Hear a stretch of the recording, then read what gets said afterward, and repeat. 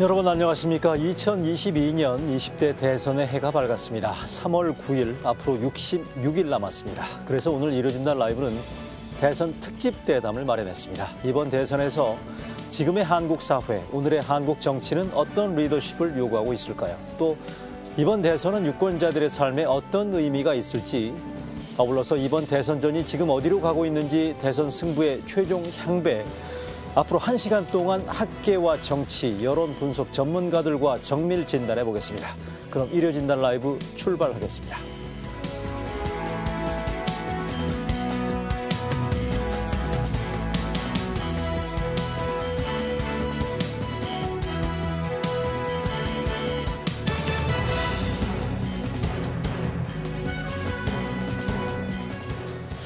네, 이뤄진다 라이브 대선 특집으로 신년 대담 나눠주실 오늘 네 분 초대했고요. 네 분 연달아서 소개해드리겠습니다. 먼저 한국 정치학계와 한국의 사회학계를 대표하는 두 분 모셨습니다. 서울대 정치학부의 강원택 교수입니다. 어서 오십시오. 네, 안녕하세요. 반갑습니다. 네, 연세대 사회학과의 김호기 교수입니다. 반갑습니다. 안녕하세요. 네, 김호기 교수, 강원택 교수 두 분 모두 미디어 노출, 방송 출연, 대단히 인색하신 분들인데 오늘 저희가 특별하게 모셨습니다. 네, 이어서 정치평론, 정치 이슈 분석 분야에서 국내 최고로 꼽힌다고 자타가 공인하는 박성민 민 컨설팅 대표입니다. 어서 오십시오. 예, 안녕하십니까. 여론 흐름 분석 풀어드리기 위해서 오늘도 자리 함께하고 계십니다. 윤희웅 오피니언 라이브의 여론 분석 센터장입니다. 고맙습니다. 안녕하십니까. 자, 선거 66일 남았습니다. 먼저 개별적인 대선 이슈 알아보기에 앞서서 큰 틀의 이야기를 해보겠습니다. 이번 대선 두고 여러 평가들이 있습니다만 그중에서 가장 많이 아마 얘기가 되고 있는 게 한 번도 이번 대선은 경험해보지 못한 대선이다. 또 역대급의 비호감 대선이다. 이런 등등의 얘기들 많이 들어보셨을 겁니다. 역대 대선하고 비교했을 때 이번 대선의 가장 큰 차이점이 무엇인지 먼저 강원택 교수님. 예, 저도 뭐 오랫동안 선거 연구를 해왔습니다만 사실 이번 같은 선거는 처음 저도 경험한다고 볼 수 있습니다. 일단 예전하고 보면 정치권의 경험, 특히 중앙정치에서의 경험이 없는 두 후보가 유력 정당의 후보로 당선됐다는 게 일단 가장 큰 부분일 것 같고요. 그러니까 과거에 김영삼, 김대중 두 분이 있었을 때의 정치랑 생각을 해보면 너무 큰 차이를 우리가 알 수 있을 것 같습니다. 그러다 보니까 이분들에 대해서 사전에 우리가 알고 있는 것들이 거의 없는 상황이고 또 본인들도 그런 그 정책 경험의 부재로부터 나오는 여러 가지 문제점들을 많이 제시하고 있는 것 같습니다. 그럼 왜 이렇게 됐을까를 생각을 해보면 저는 크게 두 가지 정도로 이야기를 하고 싶은데요. 예. 첫째는 결국은 우리가 그동안 우리 스스로 힘들게 생각했던 양극화 정치의 결과가 결국은 여기까지 온 게 아닌가 이런 생각이 듭니다. 말하자면 합리적이고 논리적인 그런 것보다는 이 대결의 정치 속에서 상대방에게 맞설 수 있는 강한 후보를 각 정당에서 선호했다. 그러다 보니까 정치적인 어떤 경험이나 이런 것보다는 그런 센 후보 이런 거에 대한 선호가 일단 있었다 이런 생각이 하나가 들고요. 두 번째는 역시 기존 정당에 대한 그 한계, 그다음에 신뢰의 부재 이런 것들이 이제 드러났다고 볼 수 있는데요. 보수 정당의 경우에는 촛불 집회 이후에 사실은 탄핵과 그 정국을 거치면서 변화되어야 될 부분들을 충분히 스스로 변화하지 못했고 새로운 모습을 못 보여줬다는 데 대해서 이제 기존 정당에 대한 실망감. 또 야당의 경우에는 과거 야당의 경우에는 탄핵 당시에 권력을 맡겼지만 그 이후에 진행되어 왔던 여러 가지 국정 운영의 방식에 대해서 보여줬던 여러 가지 실망감. 이런 것들이 복합적으로 작용을 하면서 정치권에 오래 있지 않았던 특히 중앙정치의 경험이 없는 일종의 큰 틀에서 보면 정치적 아웃사이더들이 이 간의 경쟁으로 이번 선거가 진행된다. 뭐 그렇게 볼 수 있을 것 같습니다. 알겠습니다. 그럼 김호기 교수께서 보시는 이번 대선이 이전 대선과 비교했을 때 가장 큰 차이점, 두드러진 특징. 예, 저는 이제 그 한 매체에 쓰는 고정 칼럼에서 이번 대선의 특징을 이 포퓰리즘과 포스트 추루스 시대에 치러지는 첫 번째 대선이다. 이렇게 규정한 바 있는데요. 뭐 그런 맥락에서 좀 말씀드려보자면 세 가지를 주목할 수 있을 것 같습니다. 그러니까 첫 번째로는 유력쯤 대통령 후보들의 개인적 특징인데 조금 전에 우리 강 교수도 말씀하셨습니다만 현재 당선 유력한 이재명 후보와 윤석열 후보 같은 경우에는 모두 국회의원 경력이 없습니다. 국회의원 경력이 전혀 없는 이런 사람들이 어떻게 이제 대선 후보가 될 수 있었을까? 이재명 후보는 국무총리를 지낸 이낙연 후보를 이겼고요. 네. 그다음에 윤석열 후보는 뭐 상당히 나름대로 정치 경험이 풍부한 홍준표 의원을 이겼었죠. 저는 그 원인을 이 국회에 대한 어떤 다수 국민의 불신에서 좀 찾고 싶습니다. 예. 그러니까 이른바 이제 정당으로 대표되는 정치 사회에 대한 어떤 그런 국민들의 그런 불만과 거부가 바로 이제 국회 밖에서 새로운 어떤 그런 리더를 찾았고요.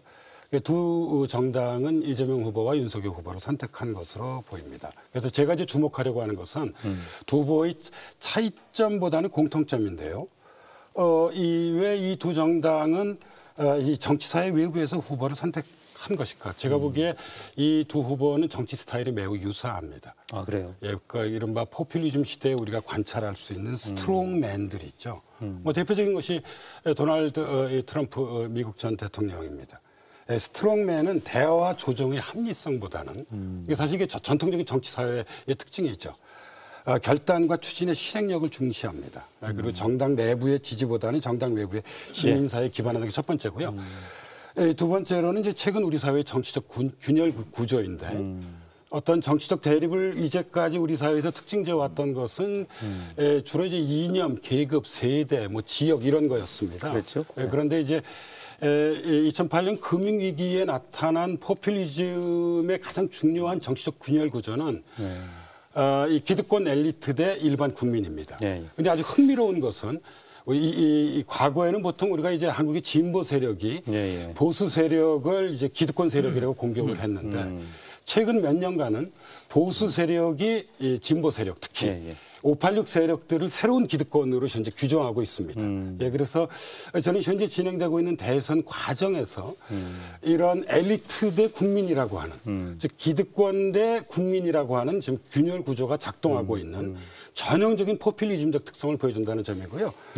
말씀이 길어서 죄송합니다만 세 번째 간단히만 말씀드리자면 공론장과 시민사회 풍경인데 제가 그 포스트 추루스 탈진실을 말씀드렸잖아요. 탈진실이라고 하는 것은 객관적 사실보다 주관적 신념을 중시하는 겁니다. 탈진실이요? 근데 이 탈진실 시대에는 정서와 신념이 그 도덕과 그리고 진리의 자리를 대신합니다. 최근 전 우리 사회 공론장과 시민사회의 특징은 바로 이런 포스트 트루스적 탈진실적 특성을 그대로 보여준다고 생각하고 있습니다. 그 공론장과 시민사회는 정치적 신념으로 무장한 우리가 보통 팬덤주의라고 얘기하죠. 알겠습니다. 그런데 정치사회적 집단주의가 한층 강화되는 특성을 보여주고 있습니다. 그러니까 정당 불신과 국회 불신이 낳은 스트롱맨이 부각되는 선거라는 말씀이시고 탈진실이 부각되는 포퓰리즘 선거라는 과거와는 전례 없는 보기 드문 선거라는 거를 지금 세 가지를 정리해서 말씀해 주셨는데 요거는 아마 강원택 교수 방금 말씀하신 이런 부분들하고 그 큰 맥에서는 일맥상통하다는 생각이 들고요. 박 대표께서는 뭐 선거 여러 번 뭐 경험해 보셨지 않습니까? 어떤 차이점이 이번 두드러진 특징이라고 볼 수 있습니까? 그러니까 87년도 이후에 지금 8번째 대통령 선거거든요. 그러니까 7번의 대통령 선거하고 완전히 다른 새로운 선거 같아요. 그러니까 우리가 알고 있던 일반 대통령 선거라고 할 때 그 전통적 대선은 2012년 박근혜 후보와 문재인 후보가 붙었던 그 2012년 그게 마지막이 아니었을까 싶습니다. 그때는 보면 박근혜 후보나 문재인 후보가 정치적 정체성을 대표하는 양진영의 그런 후보들이 후보로 뽑혔어요. 정당 중심의 선거운동이었고 대중집회 중심의 오프라인 중심의 선거운동이었고 공약도 전통적이었고 그리고 역사적인 이념 대립 구도가 있었습니다. 그렇죠. 근데 이번에는 보면 실제로 21세기가 2000년에 시작된 게 아니라 2020년에 시작된 게 아닌가 실제로 팬데믹이 오면서 이번에 21세기의 사실상 첫 번째 선거 같이 보이는데 정당 정체성이 굉장히 약화됐다는 게 뚜렷하게 나타나고요. 디지털 시대이기 때문에 디지털 세대가 처음으로 캐스팅 보터로 좀 올라오고 있다는 걸 느끼고 있고요. 또 하나는 온라인 중심의 선거운동으로 선거운동이 완전히 중심이 이동을 했습니다. 뭐 유튜브라든가 이런 게 오프라인이 아니고요. 팬데믹 때문이기도 하지만 아예 그 근본적으로 그다음에 이슈 같은 것들도 완전히 달라졌어요. AI나 뭐 팬데믹이나 뭐 기후위기나 이런 식으로. 그래서 제 생각에는 우리가 알고 있던 전통적인 그 과거의 대통령 선거와 완전히 다른 패러다임의 대통령 선거 첫 번째 대선이 아닌가 그렇게 봅니다. 아, 그래요? 과거 대선 패러다임이나 인식으로는 도저히 이해할 수 없는 첫 번째 선거라는 얘기고, 윤희용 센터장께서는 여론 분석 전문가시니까 네. 여론의 흐름과 관련해서는 어떻습니까? 이전 대선하고 비교했을 때. 예, 여론의 흐름 측면에서도 네. 상당히 이제 특이한 흐름들 발견할 수가 있는데요. 뭐냐면 첫 번째로는 일단은 많이 이제 조사에서 확인하시듯이 뭐 정권 심판 또는 정권 교체론, 또 정권에 대한 재창출론에 대한 조사 결과와 또 현재 정권에 대한 또 현직 대통령에 대한 평가 이런 부분들이 일치하지 않는 측면들이 있기 때문에 그러니까 뭐냐면 현 정부에 대한 평가 상당히 높은데 또 교체 여론은 높은 그런 상황이기 때문에 그렇죠. 이것이 후보들이 선거 캠페인, 특히 여당 후보가 선거 캠페인 전략을 짜는데 상당히 이제 고민이 될 수밖에 없는 측면이 있겠고, 또 한 가지는 우리가 전통적으로 대중들을, 유권자들을 평가할 때 이제 연령 세대를 이제 높이 이제 중요하게 보면서 과거에 2040 세대의 진보, 50대의 중도, 60세 이상의 보수, 이것이 이제 최근 10년간 세대를 구분하는, 세대를 분석하는 데 있어서의 기본 틀이었거든요. 그런데 이것도 이번 선거에서는 작동하지 않는 상황이 되어버렸습니다. 그러니까 뭐냐 하면 지금 20대, 30대 같은 경우는 이제 진보라고 뭉뚱그려서 진보 그룹 벨트에 포함시켜서 분석할 수 없는 상황이 돼버렸습니다.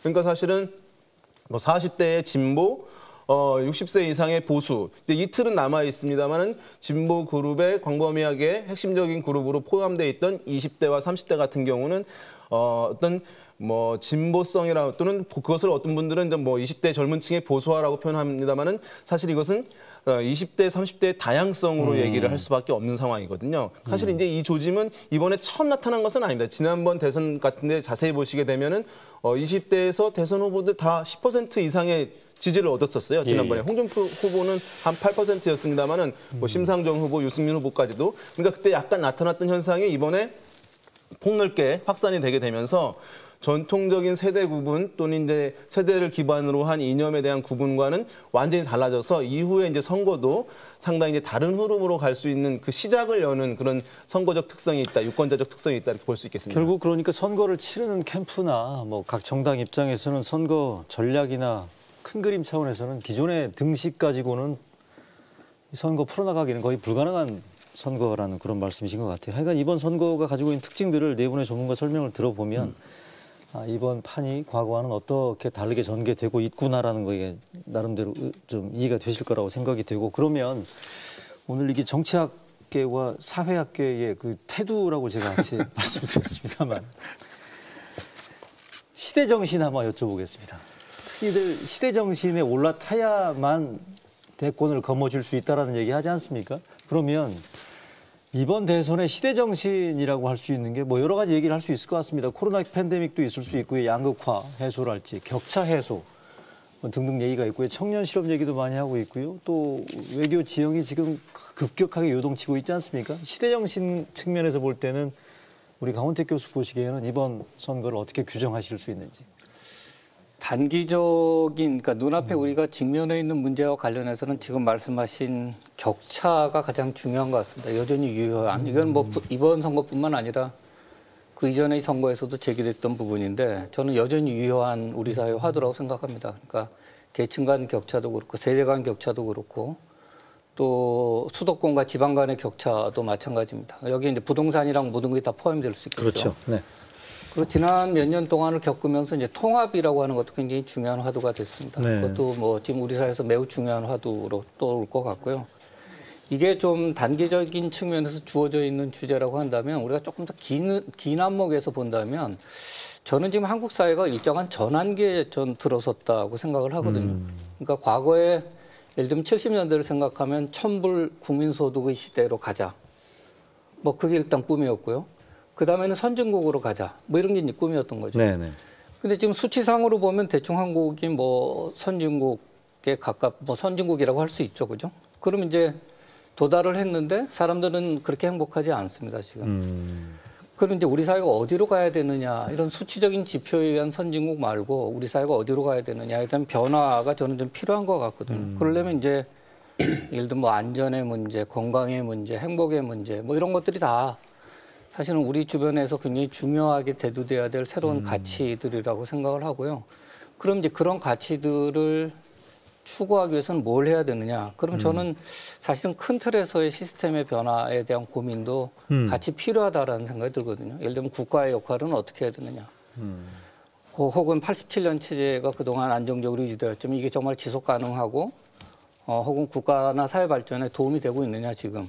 혹은 뭐 정치가 우리 사회 발전에 발목을 잡고 있는 건 아니냐. 이런 데 대해서 사실은 이제는 좀 되돌아볼 시기가 됐기 때문에 단기적으로 본다면 지금 우리 눈앞에 있는 여러 가지 형태, 아까 말씀드린 격차나 통합과 관련된 과제겠지만 큰 틀에서 보면 전환기에 이제 놓이게 됐던 우리 사회를 어느 방향으로 끌고 나갈 것인가에 대한 사회적 합의가 이번 대선을 통해서 좀 제기돼야 되지 않느냐 이런 생각이 그래요. 듭니다. 그러니까 단순한 격차랄지 격차 해소나 통합 같은 미시적인 변수 말고도 국가의 역할, 정치의 역할에 대해서 어떤 방향성을 제시를 해줘야 된다는 건데 말씀 들어보니까 개헌 등에 개헌에 대한 논의도 저는 필요하다고 생각이 됩니다. 사실은 뭐 문재인 대통령도 한번 제안을 했었고요.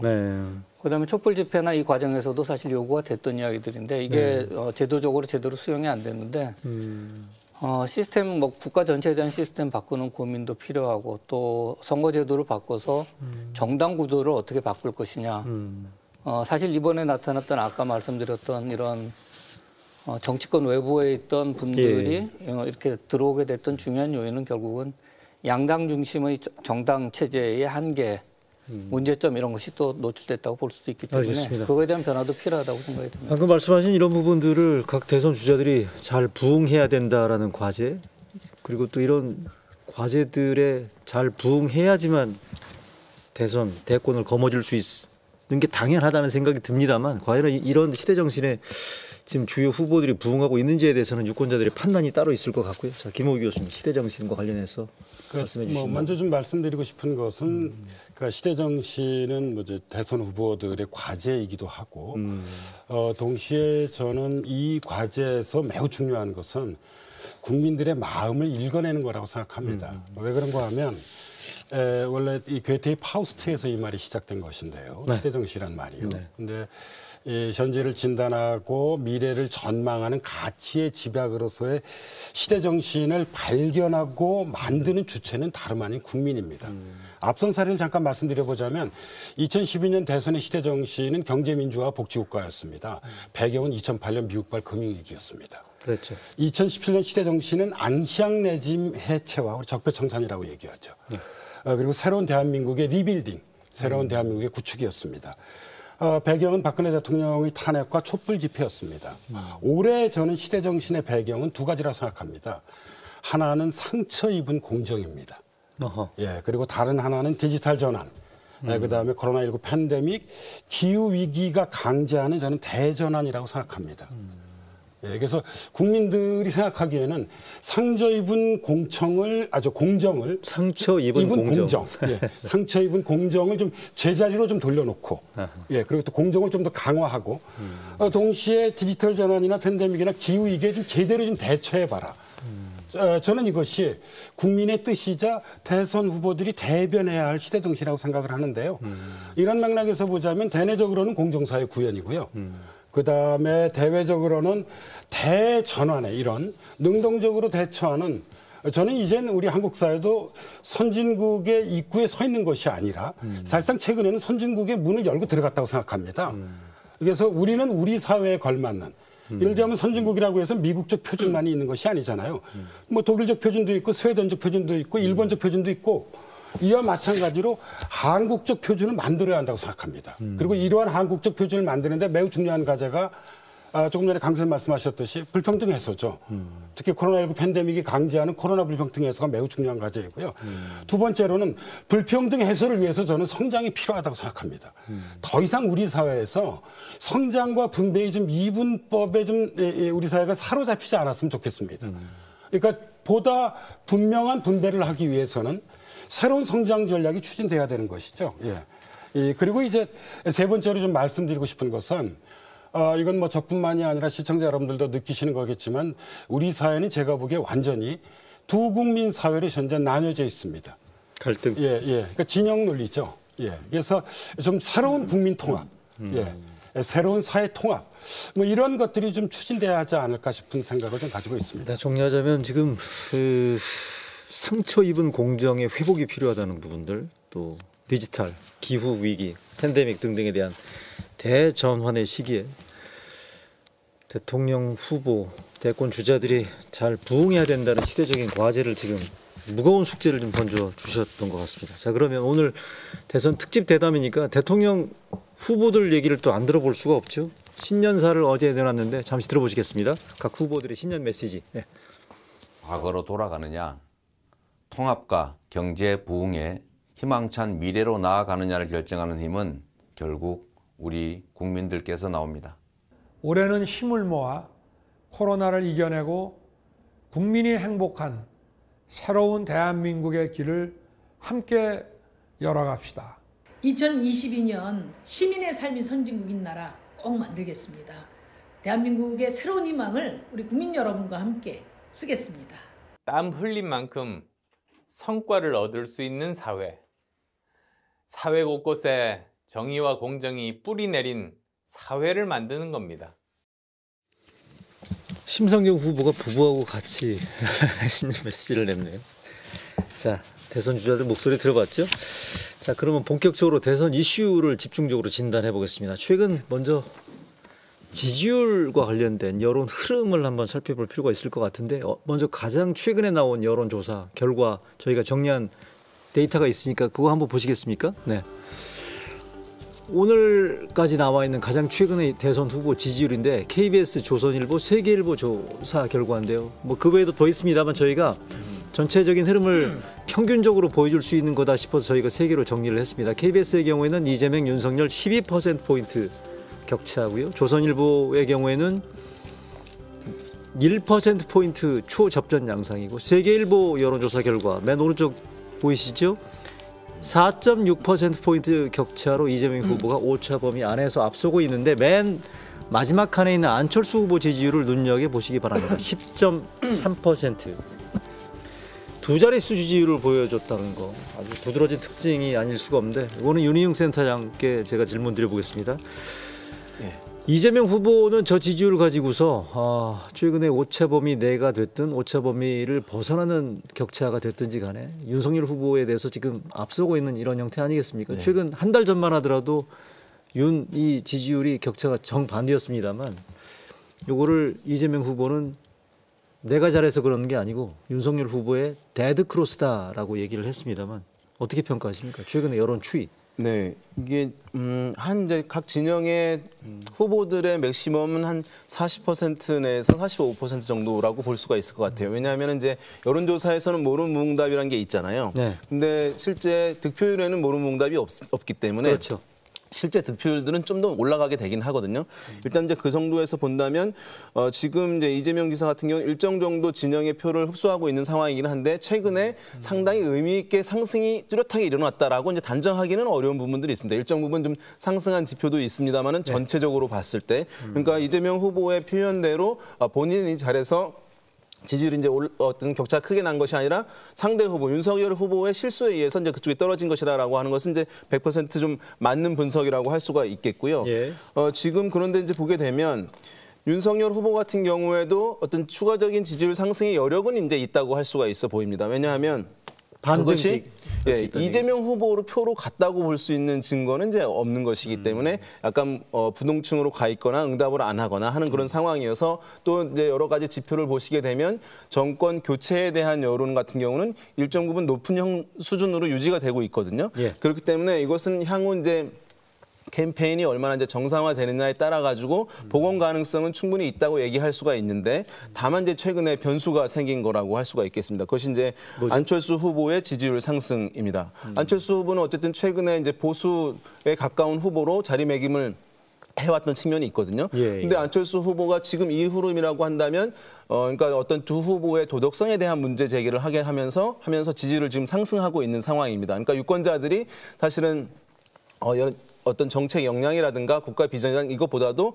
어떤 후보 개인에 대한 평가에 대한 반사 효과로 안철수 후보에 대한 지지가 최근에 오르는 것으로 우리가 추정할 수가 있을 텐데 이 흐름이라고 한다면 제가 봤을 때는 10% 중반까지도 자연스럽게 가능한 상황이라고 할 수 있는데 다만 우리가 여론조사에서 지지율 조사에서 중요한 것은 합의 100%라고 하는 것이거든요. 너무 이제 중요한 사실인데 왜냐하면 이것이 후보들이 열심히 하면 모두 다 지지율이 오르는 현상이 아니라는 겁니다. 그러니까 누군가 지지율이 오르게 되면 다른 후보의 지지율은 떨어질 수밖에 없다는 것이 대선 조사에서는 매우 중요한데 보수로 자리매김되어서 인식되고 있는 안철수 후보가 10% 중반까지 치고 올라간다고 했을 경우에는 보수표의 지지를 얻어야 하는 윤석열 후보 또 보수의 일정 부분 표를 흡수해서 안정성 있게 이재명 후보와 경쟁 구도를 만들어야 하는 윤석열 후보에는 실질적인 지지의 표가 사라지게 되는 것이기 때문에 지지율을 회복하는 데 있어서 상당한 제약으로 발생할 가능성이 있다는 것이 지금 최근에 요 며칠 사이에 나타난 주요한 변수 중에 하나라고 할 수 있겠습니다. 자, 그럼 하나 더 저희가 눈여겨볼 데이터를 소개해 드릴게요. 오늘이 지금 대선 66일 남은 상태인데 그러면 이 직전 대선에서 60여일 남아있는 상태에서 여론 흐름은 실제 선거 결과와는 어떤 차이를 보여줬는지 이 직전 대선하고 비교를 해보게 되면 지금 이 시점에서는 여론 흐름이 어떻게 가고 있고 앞으로는 어떻게 전개될 수도 있겠구나라는 거에 대한 가늠이 될 수 있을 것 같은데 자, 띄워주시겠습니까? 네. 요거는 그 대선 60일 전의 지지율 여론조사, 과거에 실시된 3번의 여론조사 대선을 저희가 지금 띄워놨는데 왜 지금 이 3개를 띄워드렸냐면 방금 유리훈 센터장도 얘기했습니다만 앞으로 아마 단일화 변수가 발생할 수 있을 가능성이 높아 보이기 때문에 단일화가 주요 대선의 이슈가 됐었던 2번의 대선, 그러니까 16대 대선과 18대 대선과 더불어서 가장 최근에 19대 대선 3가지를 저희가 추려서 지금 데이터를 띄워드렸는데 맨 위에 칸 보시겠습니까? 16대 대선 2002년이죠. 노무현, 이회창, 정몽준. 대선 60일 전에는 이회창 한나라당 후보가 33%로 선두를 달리고 있었고요. 정몽준 국민통합 21, 27, 노무현 민주당 17. 당시에는 노무현 후보가 3위로 쳐져 있었는데 단일화를 통해서 결국 노무현 후보가 최종 대통령에 당선됐다는 거 기억하시죠? 18대 2012년 대선입니다. 박근혜, 문재인, 안철수 60일 전에는 박근혜 후보가 1등을 달리고 있었고요. 문재인, 안철수, 문재인 후보가 20%, 안철수 후보가 27%. 단일화를 했죠. 문재인으로. 결과는 박근혜 후보의 당선. 기억하실 겁니다. 직전 대선 60일 전 그 여론조사 결과를 보실까요?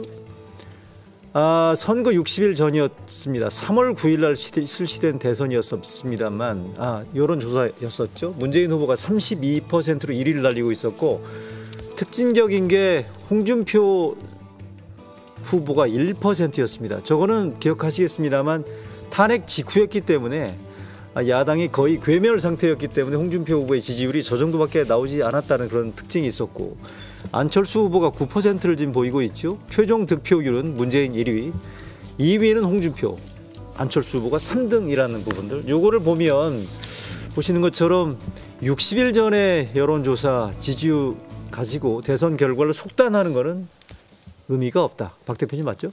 예, 지금 뭐 7번 대선을 했는데 4번은 보수 후보가 당선됐고 3번은 민주당이 됐습니다. 근데 여기 굳이 7번을 가지고 우리가 특징을 보자면 보수 후보는 노태우, 김영삼, 이명박, 박근혜 4명의 후보가 당선될 때 단 한 번도 리드를 뺏긴 적이 없어요. 그러니까 다 우세한 속에서 대통령이 됐습니다. 반대로 지금 우리 흔히 뭐 노무현 후보의 역전승만 얘기를 하는데 김대중 후보도 역전했거든요. 실제로 그 97년 7월 달에 이해창 후보가 뽑혔을 때는 이해창 후보가 앞서갔습니다. 곧바로 한 120일 남겨놓고 두 아들 병역 의혹이 터져서 지지율이 떨어졌죠. 그때 역전을 한 겁니다. 그러니까 김대중 후보는 한 4달 전에 역전을 한 거고 그다음에 그 노무현 후보는 정몽준 후보하고 단일화를 하면서 역전을 한 겁니다.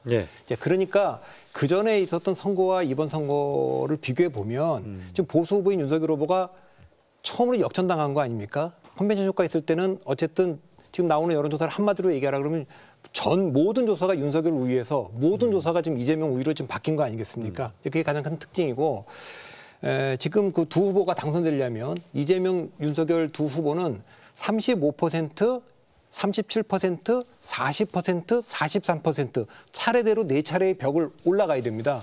근데 지금 이재명 후보는 35% 벽은 일단 돌파를 했습니다. 35%의 의미는 민주당의 지층을 다 흡수한 겁니다. 원팀으로서. 그러니까 분열을 극복했다는 의미입니다. 37%를 지금 돌파한 조사도 있고 돌파 중인 조사도 지금 있는데 그 37%의 의미는 정권 재창출에 동의하는 여론을 거의 다 흡수했다는 겁니다. 자, 그럼 40%는 어떨 거냐? 이거는 좀 쉽지 않아 보입니다. 왜냐하면 40%를 이재명 후보가 돌파를 하려면 20대, 30대의 지지를 회복해야 되는데 지금 20대, 30대의 남자들은 안철수 후보 쪽으로 많이 가 있고 여자 후보들은 심상정 후보한테 좀 가 있기 때문에 이게 완전히 회복되기 전에는 40% 돌파는 쉽지 않다. 43%는 지금 구도에서 아까 이제 뭐 윤용 센터장이 말씀했지만 모른 응답을 감안할 때 43%면 그 당선 유력으로 우리가 볼 수 있습니다. 이거 송영길 대표가 얼마 전에 그런 얘기를 했는데 42%면 당선 유력으로 볼 수 있다. 아니 그러니까 직전 대선에 문재인 후보 득표율이 41.4%였어요. 예, 그건 오자 구도니까 그렇고 지금 이제 실제로 이게 양자 구도로 바뀔 건지 아니면 삼자 구도로 바뀔지 사자 구도로 바뀔지 모르는데 지금 같은 대선 구도라면 선거 기간 중에 누가 43%에 먼저 도달하면 당선 유력이라고 볼 수가 있습니다. 다만 지금은 그러니까 지금 이재명 후보는 37%를 그 돌파를 시도 중에 있다 이렇게 좀 볼 수 있고 한때 그 11월 중순에 42%까지 갔던 윤석열 후보가 지금 30%마저 지금 무너져 있는 상태이기 때문에 지금 다시 1단계부터 다시 시작을 해야 되는 그런 상태고 그거는 이제 모른 묵답으로 많이 빠져 있고 일부가 이제 안철수 후보한테로 가 있는데 이것은 이제 만일에 양자구도로 회복이 되면 다시 복원할 수 있는 것이니까 좀 더 지켜봐야 될 것 같습니다. 이건 어떻습니까? 제가 박 대표님 얘기 나온 김에 하나만 더 질문 드려볼게요. 어제 9시 뉴스에서도 저희가 KBS에서 보도했습니다만 대선 한 달 전 여론에서 우열이 나눠지게 되면 이게 끝까지 갈 수도 있다라는 그런 형태.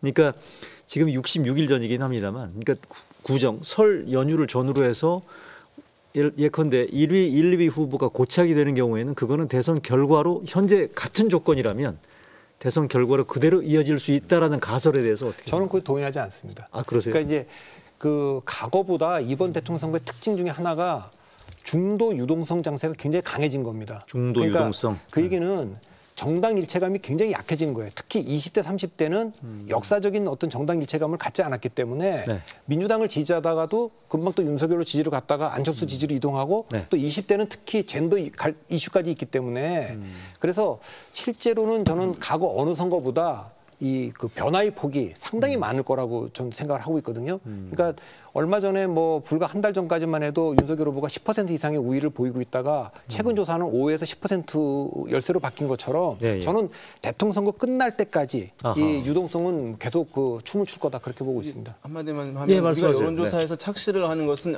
대한민국 국민들이 대한민국 유권자들이 한 80% 정도는 확실한 누구에 대한 지지 의견을 갖고 있구나라고 하는 생각을 갖게 하는데 실제로는 그렇지 않습니다. 이제 그것을 질문 받았기 때문에 답변을 하는 것이거든요. 그래서 우리가 선관위에서도 선거가 끝나게 되면 이제 조사를 선거 사후 조사를 하게 되는데 지지 여부를 언제 결정했습니까라고 하면 대략 절반 가량은 한 3주 이내에 결정을 하게 된다고 합니다. 그래요? 그래서 이제 사실은 유동성이 한 기본적으로 있다는 것이고 아까 말씀하신 대로 이제 실제로 어떤 후보에 대한 적극적 선호와 지지로 했다면 이 구도가 크게 변동 없이 갈 가능성은 있습니다. 지금 같은 경우는 상대 후보에 대한 비토, 상대 후보에 대한 반감으로 인해서 그 반대쪽 후보를 이제 지지하는 경향이 지금 있는 것이거든요. 상대가 싫어서. 그럼 이 경우 같은 경우는 지지 강도가 상당히 허약하다고 할 수가 있습니다. 허약하기 때문에. 이재명, 윤석열 다. 그래서 어쨌든 중간에 어떤 일이 벌어지거나 어떤 변경이 발생하거나 할 경우에는 이 유동성 현상이 표출될 수 있다는 점에서 우리 박 대표님 말씀대로 상당히 어떤 시점의 조사 결과를 예단할 수는 없는 그런 상황이다 이렇게 볼 수 있겠습니다. 조금만 덧붙이면 과거 대선하고 확실히 다른 게 뭐냐면 지금 2030 디지털 세대는 정당 일체감이 굉장히 약합니다. 그래서 유권자에서도 그런 점이 하나 두드러지게 드러나고 또 하나는 과거에 우리나라 대통령 선거는 특별하게 대중들이 정치인에 대해서 불체의식을 가졌습니다. 김영삼, 김대중 후보 같으면 민주화를 위해서 그렇게 공헌했는데 우리가 대통령 꼭 만들어 드려야지 이런 게 지역적으로도 있고요. 그다음에 박근혜, 노무현 이런 분들도 그렇게 뭐 박정희의 딸인데 지난번에 경선 이명박 후보 1.5% 지고도 깨끗하게 승복했다. 우리가 만들어 드려. 노무현 후보도 문재인 후보도 그 노무현의 비극적 죽음을 우리가 봤는데 노무현의 친구고 계승자인데 우리가 만들어줘야지 이런 부채의식들이 있었다면 이번은 처음으로 두 후보 모두 대중들이 별로 부채의식을 갖고 있지 않은 후보입니다. 그래서 이 정당 일체감도 약해져 있는 상태에서 인물 일체감도 약해져 있기 때문에 이 유동성이 굉장히 크다. 저는 그렇게 보고 있습니다. 제가 연구자로서 좀 두 분 말씀에 좀 하나 덧붙이자면 보통 이제 우리가 대학에서 선거 전략을 가리킬 때요. 이제 미국의 뭐 대표적인 이제 선거 전문가들인데 칼 웨브하고 그 딕 모리스 이론을 가리킵니다. 스핀 닥터라고. 예, 그러니까 이제 선거가 진행되는데 미국의 대선이죠. 어느 시점까지는 이제 그 이 칼 웨브가 얘기했던 갈라치기 전략이 중심을 이룹니다. 지지 세력을 결집시키는. 조지 W 부시하고 클린턴 책사들이죠. 예, 그다음에 이제 딕 모리스 같은 경우는 이제 바로 그 시점이 지나면 중도 통합으로 가게 되는데 이번 대선에서 제가 느끼는 것 중에 하나는 뭐냐면 뭐 한국에 2개월 남았다는 요 선거 기간이 뭐 미국 경우에서는 한 6개월 정도 되긴 합니다만 중도 통합 전략들을 제대로 구사하지 않는 것 같습니다. 둘 다? 예, 둘 다 제가 보기엔 그렇습니다. 그래요? 예. 왜냐하면 조금 전에 박성민 대표도 얘기했습니다만 현재 이번 대선을 가를 수 있는 가장 중요한 지금 유권자층은 2030 디지털 세대들이거든요. 예. 근데 이 중도적인 디지털 세대들에 대한 2030 그 디지털 세대들은 보수 진보 이런 이념적 정체성이 대단히 약합니다. 지금 이들에게 소구력 있는 어떤 그런 메시지나 정책이나 아니면 뭐 전략들을 좀 제시해야 되는데 전혀 그런 것들이 이렇게 적어도 제가 보기에는 이게 눈에 띄지 않습니다. 메시지도 주로 이제 자신들의 지지의 어떤 그런 핵심 그런 세대라고 할 수 있는 400 세대나 6070 세대에 맞춰져 있고요. 그렇게 보세요? 그다음에 뭐 청년 일자리 정책을 지금 제시하고 있긴 합니다만 그렇게 설득력이 높아 보이지도 않고 그다음에 우리나라 대선에서 이 마지막 단계에서 중도 통합에서 매우 중요한 것 중에 하나는 이 어떤 중도적인 인사들의 영입 그 전략입니다. 그런데 이번 대선의 경우에서는 이전 대선과 비교해 볼 때 이런 어떤 이 각 뭐 세대나 어떤 집단이나 조직을 대표할 수 있는 그 영입 전략들도 그렇게 두드러지지 않은 것 같습니다. 물론 뭐 한다고는 하는데. 예.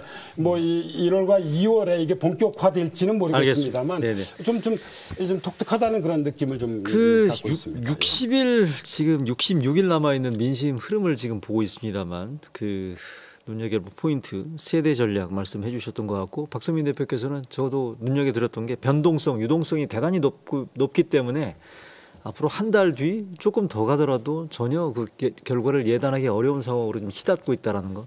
특히나 지금 또 하나 불거지기 시작한 아마 저는 이게 대형 변수가 아니고 상수가 될 수도 있다고 생각이 되는 게 단일화인데 아까 보신 것처럼 안철수 후보 지금 지지율이 거의 뭐 약진 조짐을 보이고 있단 말이죠. 강훈택 교수님 이게 지금 2012년 이후에 다시 단일화가 선거 전에 주요 핵심 변수가 될 조짐인데 어떻게 보십니까? 그 대통령 선거에서는 일단 유력한 후보들을 중심으로 표가 결집될 수밖에 없죠. 그러니까 노무현 정몽준의 경우는 비슷했고요. 문재인 나중에 안철수 후보가 중간에 이제 최종적으로 사퇴했지만 그때도 그렇게 지지율 격차가 크지 않았습니다. 근데 지금 이제 안철수 대표의 경우는 좀 지지율 격차가 좀 크죠. 10% 넘어간다고 하더라도 당선 가능성이 그렇게 높아 보이지는 않습니다.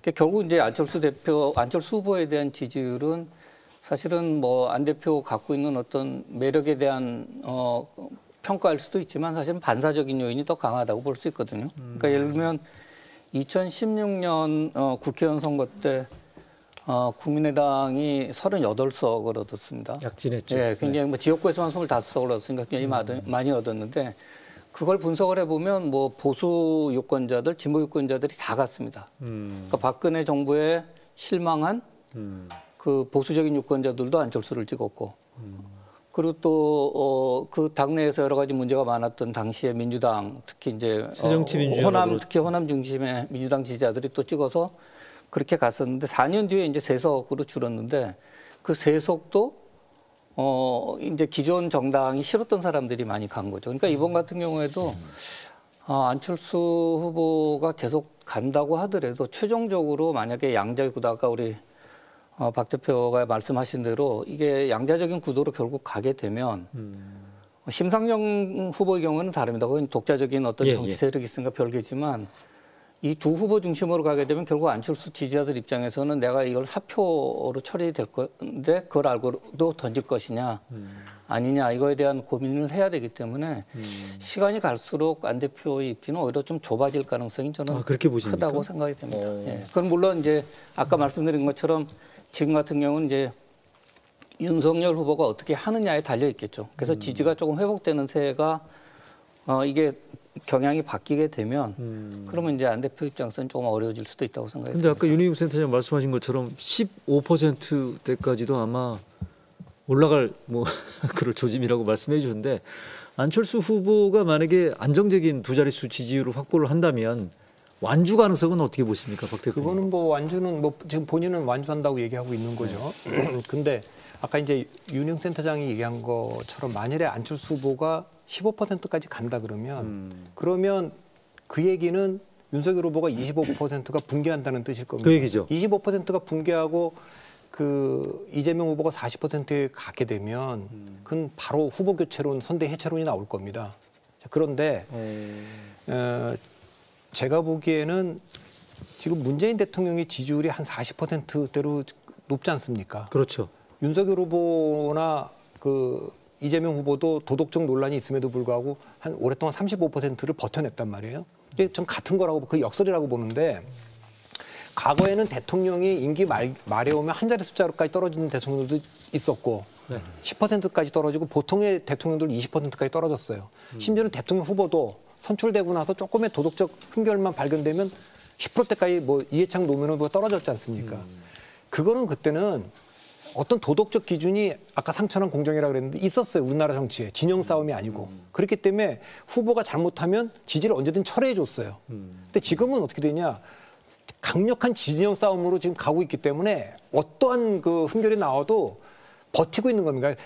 문재인 대통령이 지지율이 40%가 된 것은 문재인 대통령이 업적, 레거시가 있어서 버티는 것이 아니라 진영으로 버티고 있는 거라고 저는 봐요. 윤석열 뭐 이재명 후보도 전 마찬가지라고 보거든요. 따라서 중도 유동성 장세가 커져 있는 상황이긴 하지만 지금 이 상황에서는 서로 진영 싸움으로 제가 보기에는 윤석열 후보의 지지는 굉장히 지금 협소한 대로 좀 가고 있는데 다시 말하면 문재인 대통령이 싫고 이재명 후보가 싫고 국민의힘과 윤석열이 대안이라고 보는 사람들. 이 사람들은 저는 25%를 넘지 않을 거라고 봅니다. 그리고 나머지 10%는 뭐냐. 국민의힘과 윤석열 후보가 대안이라고 생각되지는 않지만 이재명과 문재인이 너무 싫어서 찍는 사람들 어쩔 수 없이. 그래서 거기서 35%는 있습니다.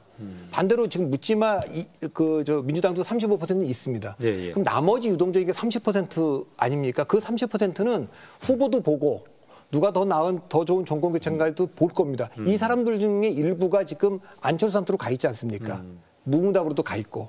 그런데 저는 안철수 후보의 지지율이 더 올라가서 뭐 3자 구도가 되거나 단일화 국면을 맞이할 가능성보다 윤석열 후보의 지지율이 조금 회복돼서 안철수 후보 쪽으로 가 있는 표들이 다시 윤석열 후보 쪽으로 돌아올 가능성이 조금이라도 더 높지 않나 저는 그렇게 전망합니다. 그렇게 보십니까? 제가 잠깐만 말씀드려보자면 우리나라에서 이제 대선의 경우에 표를 던질 때는요 유권자들이 고려하는 요소는 두 가지인 것 같습니다. 하나는 이제 후보의 경쟁력이고 다른 하나는 정당과의 약화되었다 하더라도 일체감입니다. 그러니까 윤석열 후보의 경우에는 윤 후보에게도 던지는 것이기도 하지만 아주 전통적인 보수 정당인 국민의힘에게도 던지는 것이거든요. 이제 이런 걸 염두에 두고 2002년과 2012년 전 후보 단일화를 돌이켜 보면은요. 조금 전에 아까 여론조사 결과가 화면에서 나왔듯이 이 정몽준 후보가 여론 지지는 노무현 후보보다 높았습니다. 한번 띄워드릴까요? 아까 그 혹시 그래픽 다시 한번 보여주실 수 있나요? 이전 대선 단일화 관련된 직전 대선 그 혹시 데이터 있죠? 여론조사.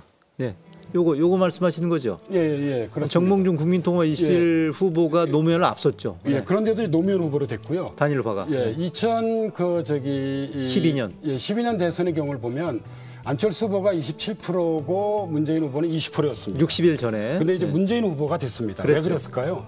저는 두 후보의 경쟁력보다는 바로 정당이라고 하는 튼튼한 자신의 지지 기반이 있었습니다. 그러니까 정당을 보고도 우리가 표를 던지는 것이거든요. 그렇기 때문에 저는 설령 단일화돼도 윤으로. 뭐 그런 것이라기보다는 안철수 후보 지지율이 뭐 10% 중반까지 오른다 하더라도 실제로 이 안 후보가 어떤 그런 후보가 유력 후보가 되긴 좀 어려운 것 같고요.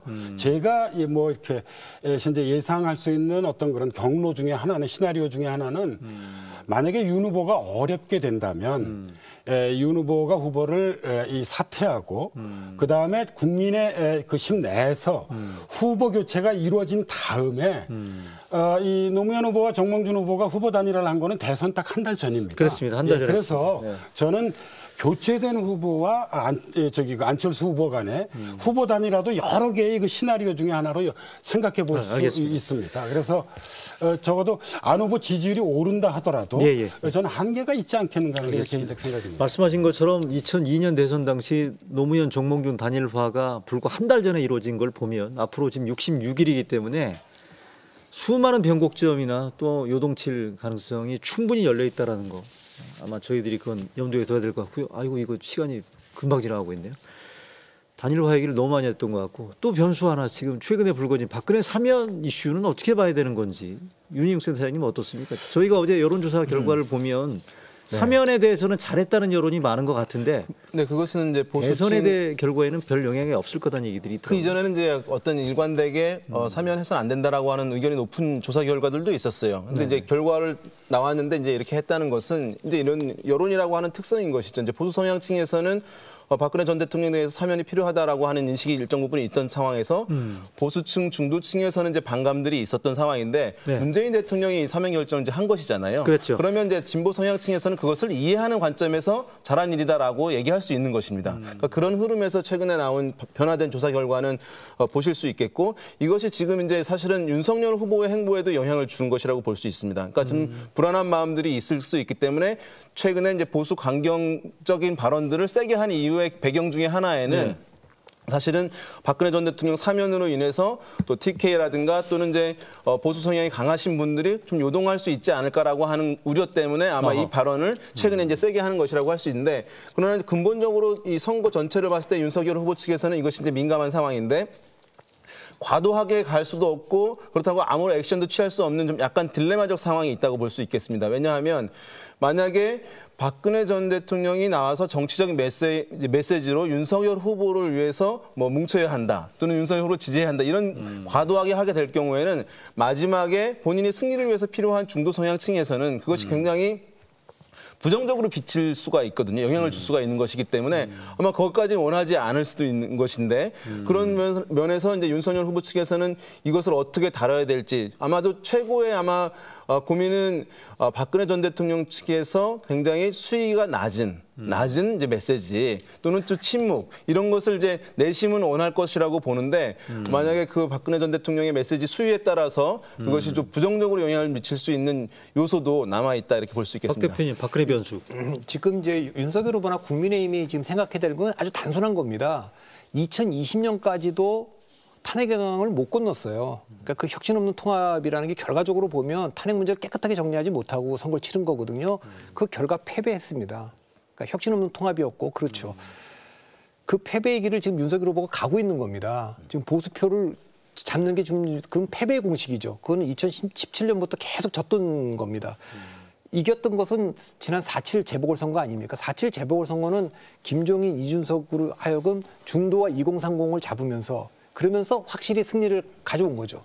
그때도 4.7 재보궐선거 윤석열 후보가 알아야 되는 게 있습니다. 지금 정권교체 여론이 좀 50%가 된다 이것만 믿고 있는데 정권교체 여론이 55%가 넘는 거 대단히 중요한 겁니다. 두 번째로 더 중요한 건 국민의힘과 윤석열이 대안이라는 동의가 50%가 돼야 되는 겁니다. 근데 지금 제가 보기에는 대안이라는 그 여론이 30%가 안 되는 겁니다. 대안이 아니면 사람들은 찍지를 않죠. 그래서 지금 그 보수 쪽을 향해서만 계속 가고 있는데 지난번에 4.7 재보궐선거에서는 분명하게 탄핵에 대해서 선을 그은 선거였거든요. 그래서 중도와 2030이 표를 몰아줌으로써 이겼고 또 하나 중요한 건 뭐냐. 지금 그 구도가 중요한 게 아니라 인물 경쟁력도 대단히 중요합니다. 인물 경쟁력이 중요하다는 건 지난 4.7 재보궐선거가 주는 교훈은 오세훈 서울시장 후보와 박형준 부산시장 후보가 인물 경쟁력에서도 밀리지 않거나 더 나았기 때문에 구도가 정권 심판이라는 구도가 작동을 한 거거든요. 지금은 정권 심판론, 정권 교체론이라는 그 구도가 가다가 인물 경쟁력에서 윤석열 후보가 이재명 후보한테서 밀리면서 그 인물 경쟁력이 구도 우위를 다 지금 상쇄하고 잡아먹고 있는 상황이기 때문에 저는 결국 두 가지라고 봅니다. 그러니까 중도와 2030을 잡는 전략으로 이동해야 된다는 게 분명하고 선대위 중심으로 지금 그 김종인 선대위 중심의 힘을 확실히 실어줘야 되는 게 하나고, 두 번째는 윤석열 후보가 대통령으로 비전과 리더십이 있다는 걸 보여주지 않으면 아무리 정권 교체 여론이 높아도 넘어가지는 않습니다. 아, 그래요? 자, 그럼 거듭 말씀드립니다만 66일 남은 선거죠. 통상적으로 뭐 세대 인물 말씀하신 것처럼 연령 지역 구도라는 게 대선에 영향을 미치는 그런 여러 가지 변수들이 있었습니다만, 자, 앞으로 남아있는 60여일 남아있는 대선에서 강원택 교수께서 보시기에는 눈여겨봐야 될 특징적인 추가적인 변수가 있다면 뭐가 있을 거라고 보십니까? 글쎄요, 그거는 뭐 잘 모르겠습니다. 하여튼 전반적으로 오늘 말씀하신 것처럼 예전 선거에 비해서 유동성이 크다는 건 분명합니다. 그러니까 지금의 지지율이 고정되어 있거나 이미 승패가 갈렸거나 어느 한쪽에 힘이 실렸다고 볼 수 없습니다. 이게 또 완전히 뒤집어질 수도 있는 그런 상황이죠. 왜냐하면 지금 일단 저 두 후보가 저 자리까지 가게 했던 가장 큰 힘은 자기가 이렇게 끌어당기는 어떤 힘이기보다는 문재인 정부에 대한 평가로부터 이렇게 밀어내는 힘들이 두 후보를 다 그 자리에 만들어놨습니다. 그러니까 그런 의미에서 상황에 따라서 계속 요동칠 수밖에 없을 것 같은데요. 근데 이제 그 제가 보면서 아쉬운 점은 큰 그림이 안 보인다는 게 가장 아쉽게 생각이 됩니다. 두 후보 다. 주위 후보. 네네. 그러니까 윤석열 후보는 여전히 좀 그 문재인 정부 비판에 그 여전히 무게감이 있는 것 같고요. 그러니까 나의 것을 던지기보다는 일단 남의 탓 쪽으로 지금 먼저 많이 가 있다는 거죠. 근데 이제 대통령 선거라는 게 물론 이제 회고적 평가라는 게 중요하긴 합니다만은 기본적으로는 이제 새로운 시대, 새로운 정치, 그다음 미래에 대한 기대감 이런 것들이 사실 반영이 되는 거기 때문에 자기가 대통령이 되면 뭘 해주겠다라고 하는 그런 그 미래에 대한 구체적인 프로그램 제시가 좀 필요하다는 생각이 들고요. 그리고 이재명 후보는 매우 화려하고 다양한 정책을 제시하고는 있는데 그게 과연 일관성이 있는 거냐? 다 입맛에 맞게 여기선 이런 이야기, 저기선 저런 이야기. 그럼 백화점식으로 이렇게 나열하고 있다는 느낌이 많이 들거든요. 그러면 이재명 표 정책의 큰 그림은 뭐냐? 이건 여전히 안 보입니다. 그러니까 이제 포퓰리스트 이야기도 나오고 믿을 수 없다는 이야기도 나오는 거기 때문에 결국은 그 두 후보가 어떤 형태의 그림을 던져줄 수 있느냐. 그리고 그것을 통해서 뭐 윤석열 후보가 피했습니다만 그런 걸 통한 어떤 후보 간 토론이라든지 이런 걸 통해서 어떻게 전달될 수 있느냐 하는 것들이 변수가 될 수 있을 것 같습니다. 유권자들한테 어떤 소구력을 갖게 되느냐가 주요 관전 포인트. 이게 또 변수가 될 수 있다라는 게 강원택 교수 설명인데, 김우기 교수께서는 우리가 눈여겨봐야 될 마지막 남은 변수. 그냥 간단히 말씀드리자면 오늘 토론했던 전 후보 단일화가 최대의 문제라고 생각하고요. 지금부터는 이제 야구로 말하자면 작전 야구의 시간인 것 같습니다. 작전 야구. 예, 그러니까 이제 실점을 최소화하고요. 뭐 짜내기 등 방식을 통해서 한 점 한 점 득점을 해나가야 되는 거죠. 저는 뭐 TV 토론 이것이 매우 중요한 관건이라고 생각을 하고 있고요. 왜냐하면 보통 TV 토론을 한 번 할 때마다 지지율이 1, 2%씩 오르고 내리고 하잖아요. 이걸 좀 말씀드리고 싶고, 또 다른 측면에서 좀 제 아쉬운 점을 좀 말씀드리자면 우리나라에서는 이 대선이라고 하는 것은 전 세 가지 의미를 갖고 있다고 봅니다. 하나는 권력 교체고요. 두 번째로는 세력 교체고, 세 번째는 시대 교체입니다. 뭐 권력 교체는 당연히 이루어지는 거죠. 예, 현재 그 문재인 정부에서 뭐 이재명 혹은 윤석열 정부 혹은 안철수 정부가 될 것이니까요. 그리고 세력 교체는 2007년 대선에서 21세기 들어와서는 진보에서 보수로 갔고 2017년 대선에선 보수에서 진보로 갔습니다. 저는 뭐 보수 진보가 이렇게 엇갈려 나라를 이끌어가는 것도 나름대로 의미가 크다고 생각합니다. 일종의 다원적 경쟁으로서요. 그런데 아쉽게 생각하는 것은 시대 교체입니다. 여전히 시대 교체는 좀 미완입니다. 이 87년 6월 민주화 운동이 열린 지 올해가 35년입니다. 이제는 민주화 시대를 기반으로 해서 뭐 그게 그 대전환의 시대라고 이름을 짓든 뭐라고 짓든 새로운 시대로 나아가야 되는데, 그리고 이러한 나아가는 어떤 그런 비전과 정책과 전략과 이런 전체적인 모습들이 이 대선 과정에서 치열하게 토론돼야 하는데 그러지 못한다는 점입니다. 결국 이 약에서 이렇게 되면 시대 교체는 이 헌법을 개정하지 않는 한 27년으로 미뤄지는 것이지 않는가라고 하는 것이 뭐 저와 같은 데 연구자들이 갖는 가장 큰 아쉬움이라고 그 할 수 얘기는 있습니다. 방금 강원택 교수 말씀하신 것처럼 이재명, 윤석열, 이재명 두 후보한테서 큰 그림이 안 보인다라는 거하고 거의 비슷한 얘기인 것 같네요. 말씀하시는 거. 우리 김호희 교수 말씀하신 것 가운데 토론 이슈는 마지막에 어떤 변수가 될 것 같습니까? 제가 알기로는 TV 토론은 통상적으로 과거 대선 주요 선거에서 보면 지지자들의 지지 강도를 강화시켜 준다거나 싫어하는 후보에 대해서 더 싫어하는 강도를 강화시켜 준다거나 이런 형태로 작용했었는데 이게 혹시 유권자들의 그 표심을 바꿔놓을 수 있는 그런 변수로 작용할 수 있다고 보십니까? 어떻습니까? 지금. 하여튼 뭐 토론 많이 하면 좋죠. 그러니까 근데 이제 저는 선거에서 이슈보다는 이슈를 다루는 태도가 중요하다고 생각하는 사람인데 예, 지금 예. 윤석열 후보가 이 토론이나 뭐 나머지를 다루는 태도가 좋지를 못하기 때문에 그 점은 뭐 캠프에서도 이제 고민할 겁니다. 제가 기억하고는 2002년도에도 노무현 후보와 이해창 후보가 있을 때도 사실 그때 행정수도 이슈 문제 갖고 양자 토론이 제기됐고 하기로 합의했다 결국 안 했거든요. 근데 그걸 아마 했더라면 대통령 선거 이해창 후보 쪽에서 받아서 했다라면 조금 대선 결과도 좀 달라질 수 있었을 거다. 저는 그렇게 생각을 합니다. 안 받은 게 손해였다. 예, 전 그렇다고 봅니다. 그래서 이제 지금 저는 그 이번 대통령 선거에 대해서 우리가 앞으로 있을 변수나 이런 걸 많이 이제 우리가 얘기할 수 있지만 딱 한 가지만 꼽자면 이번 대통령 선거는 비전이 중요하지도 않고 비전 물론 중요합니다만 그거보다 더 중요한 게 저는 리더십이라고 봅니다. 그러니까 한국 대통령 선거는 전임 대통령의 부족한 부분을 채우면서 그 다음 대통령을 뽑는 거거든요. 그 변화가 때로는 비전일 때도 있고 때로는 리더십일 때도 있는데 이번에는 문재인 대통령이 조금 부족했던 부분, 국민통합에 소홀했다든가 아니면 뭐 그 법무부 장관과 검찰총장이 맞부딪혔을 때 그 뒤로 숨어서 안 보였다든가 이런 것 때문에 저는 이재명 후보나 윤석열 후보나 누구든지 간에 비전이 좀 모자라도 어떤 문제가 이슈가 발생하거나 문제가 그게 선대위 조직에 관한 거든 가족 리스크에 대한 거든 뭐든지 간에 누가 대통령다운 리더십을 보이느냐 그걸 가지고 저는 선택할 거라고 저는 봅니다. 주요 이슈가 불거졌을 때 어떤 모습으로 대응하는지가 유권자들한테 어떻게 비춰지는지. 그러니까 대통령답게 보이느냐 안 보이느냐 그거지 젊은 표 잡겠다고 무슨 먹방을 한다거나 뭐 이상한 데 가서 뭐 한다거나 그런 걸 국민들이 지금 원하고 있는 건 전혀 아니다. 저는 그래서 이재명 후보가 이번 슬로건 바꿨더라고요. 제대로 뭐 앞으로 제대로 뭐 나를 위해 이재명 아마 그 대장동 이슈가 터져갖고 이재명은 합니다가 부담스러워서 바꾼 것 같은데 저라면 그냥 그대로 밀어붙였을 것 같아요. 아 그래. 알겠습니다. 하여간 뭐 최대한 집약적으로 압축적으로 얘기를 나눠봤습니다만 그럼에도 불구하고 이게 워낙 고수들이 말씀하시는 거기 때문에 아주 귀에 쏙쏙 들어오네요. 시간이 굉장히 부족하다는 느낌을 지울 수가 없고요. 하여간 오늘 네 분 말씀 잘 들었고요. 늦었지만 새해 네 분 다시 복 많이 받으시기 바라겠습니다. 고맙습니다. 네, 이뤄진 날 라이브 오늘 순서 마치겠습니다. 오늘도 함께해 주신 여러분 감사드리고요. 시청자 여러분들도 새해 복 많이 받으시기 바랍니다.